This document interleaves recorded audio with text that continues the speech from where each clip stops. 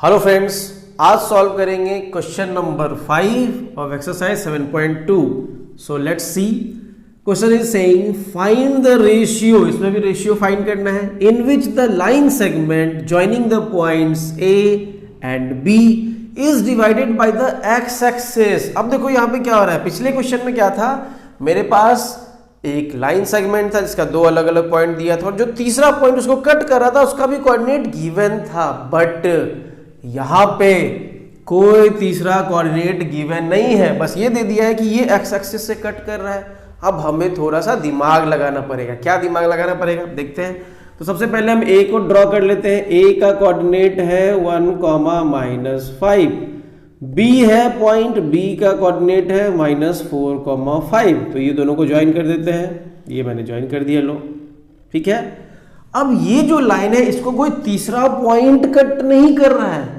पिछले क्वेश्चन में क्या था, तीसरा पॉइंट कट कर रहा था, उसका कोऑर्डिनेट दिया हुआ था, रेशियो निकाला। इस केस में एक्स एक्सिस इसको डिवाइड कर रहा है। तो मान लो अगर ये वाई एक्सिस है और ये एक्स एक्सिस है, तो एक्स एक्सिस इसको क्या कर रहा है, ऐसे करके डिवाइड कर रहा है। तो अब आपको दिमाग लगाना पड़ेगा कि अगर एक्स एक्सिस किसी लाइन को कट कर रहा है तो उस पॉइंट का y कोऑर्डिनेट क्या होगा, x कोऑर्डिनेट पे, सॉरी x एक्सिस पे हमेशा y कोऑर्डिनेट क्या होता है, 0 होता है। तो अगर उस लाइन को x एक्सिस कट कर रहा है, इसका मतलब इस पॉइंट का y कोऑर्डिनेट क्या होगा, 0 होगा। Got it. और x कोऑर्डिनेट हम कुछ भी मान लेते हैं, जो कि x मान लेते हैं, ठीक है। इतना समझ में आ गया। अब रेशियो वाला क्वेश्चन है, ऑलवेज क्या मानेंगे, k रेशियो 1, ठीक है। चलो सो लेट्स स्टार्ट। तो हमें क्या कह रहा है, find the ratio in which the is divided by the x axis, ठीक है, एक्स एक्सिस से। चलो तो सबसे पहले हम क्या करेंगे, और ये भी कह रहा है find the coordinates of the point of division. तो जहां पे कट हुआ है उसका हमें कोऑर्डिनेट्स भी फाइंड करना है। चलो तो let the coordinates of point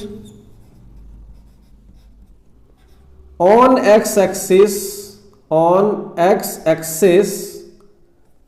वो आपका क्या हो जाएगा, बोलो, b x, 0, क्योंकि x एक्सिस पे y कोऑर्डिनेट हमेशा क्या होता है, 0 होता है। तो ये जो मैंने यहाँ पे माना किया था, इसी को मैंने मान लिया, बस और कुछ नहीं किया, ठीक है। अब आगे चलते हैं। तो देखो अब क्या करेंगे, अगेन लिखेंगे let the ratio be, let the, क्योंकि हमें फाइंड क्या करना है, रेशियो, तो let the ratio be k ratio 1, ठीक है। अब आगे चलेंगे, अप्लाइंग सेक्शन फॉर्मूला। कौन सा फॉर्मूला लगाएंगे, अप्लाइंग सेक्शन फॉर्मूला।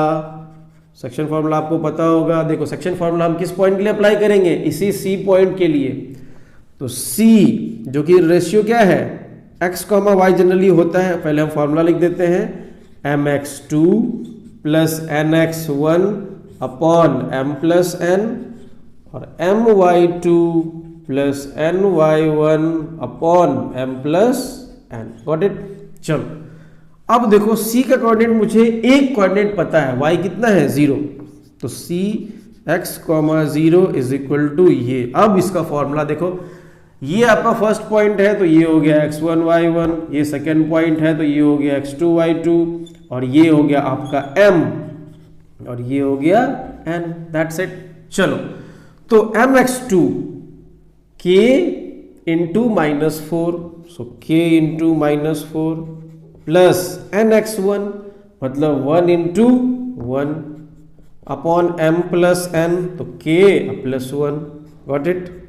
चलो आगे की ओर चलते हैं। my2, m मतलब k, y2 मतलब 5, सो k into 5 plus ny1, n कितना है, 1 इंटू y1 कितना है, -5, सो 1 into -5 upon m plus n, m कितना है, k, और n है हमारा 1, सो हो गया। चलो अब इसको सिंप्लीफाई थोड़ा कर लेते हैं। cx, 0 इज इक्वल टू, देखो k इंटू -4, तो -4k plus 1 upon k plus 1। Got it.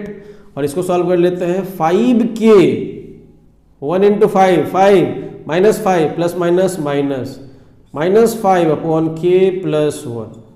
Clear? अब देखो ये जो x कोऑर्डिनेट है ये इसके बराबर होगा और ये जो y कोऑर्डिनेट है इसके बराबर होगा, बट वहां पे हम क्या करते थे, इसको या इसके इक्वल कर दो फिर भी आंसर आता था, इसको इसके इक्वल कर दो फिर भी आंसर आता है। बट यहां पे ऐसा नहीं करेंगे। क्यों? क्योंकि अगर यहां पे ऐसा x को लेके कर दे तो देखो x भी अननोन है और ये भी k भी अननोन है, यहाँ पे दो अननोन आ जाएगा, एक इक्वेशन कभी सॉल्व नहीं होगा। तो हमें यहाँ करना क्या है, ये जो जहां पे जीरो वाला पार्ट रहेगा उसको इक्वेट करना है। तो जीरो को इसके साथ इक्वेट कर देंगे y के साथ, ये भी y कोऑर्डिनेट है, ये भी y कोऑर्डिनेट है, तो इसको इस y कोऑर्डिनेट को हम इस y कोऑर्डिनेट से इक्वेट कर देंगे। ठीक है, तो अब लिखेंगे now 0 is equal to y coordinate क्या है 5k minus 5 upon k plus 1। ठीक है, जीरो वाले को इक्वेट करना, गॉट इट। अब इसको इधर लेके आ जाएंगे तो जीरो किसी के साथ मल्टीप्लाई होगा तो जीरो ही हो जाएगा, तो 5k माइनस 5 को इधर लाएंगे तो 0 प्लस 5 विल बी 5k, तो 0 प्लस 5 हो जाएगा 5 is equal to 5k, therefore k is equal to कितना हो जाएगा 5 अपॉन 5, 1 अपॉन 1, और k को ही हम क्या बोलते हैं m upon n, therefore m is to n का रेशियो कितना आ गया 1:1, and this is our answer first part. ठीक है, ओके चलो अब क्या कह रहा है, अब कह रहा है कि also find the coordinate of the point of division. ठीक है, पॉइंट ऑफ डिवीजन का भी हमें कोऑर्डिनेट निकालना है, चलो तो वो निकाल देते हैं। देखो सो पॉइंट ऑफ डिवीजन जो आप देख सकते हो, पॉइंट ऑफ डिवीजन को हमने क्या लेट किया था, पॉइंट ऑफ डिवीजन को हमने लेट किया था सी पॉइंट था x, 0, गॉट इट, यही किया था हमने। अब देखो ये पॉइंट हमारा क्या है, ये पॉइंट हमारा ये चीज है, इसी को लिख देते हैं -4k plus 1 upon k plus 1, और y कोऑर्डिनेट क्या था 5k minus 5 upon k plus 1, यही हमने लेट किया था। अब क्या करेंगे, k का वैल्यू इसमें पुट कर देंगे, और क्या देखो k का वैल्यू है, k का वैल्यू कितना है 1 आया है, तो 1 इसमें पुट कर देंगे, दैट्स इट। चलो तो 1 पुट कर दो, सो -4 इंटू 1 प्लस 1 अपॉन 1 प्लस 1, और यहाँ भी 1 पुट कर दो, 5 इंटू 1 -5 अपॉन 1 प्लस 1। ठीक है, सॉल्व कर लो इसको। तो देखो इसको अगर सॉल्व करेंगे तो क्या हो जाएगा, ये -4 इंटू 1 -4 प्लस 1 अपॉन 2, और ये 5 बन जा 5 -5 अपॉन 2, तो इसको तो 0 आना ही था क्योंकि ये ऑलरेडी 0 है, तो ये आपका हो गया -4 प्लस 1 -3 अपॉन 2, 5 - 4 5 - 5 0, 0/2 विल बी 0। तो ये हमारा हो गया पॉइंट ऑफ डिवीजन का कोऑर्डिनेट, जो कि हमने ये लेट किया था, तो ये हमारा दूसरा आंसर हो गया, गॉट इट।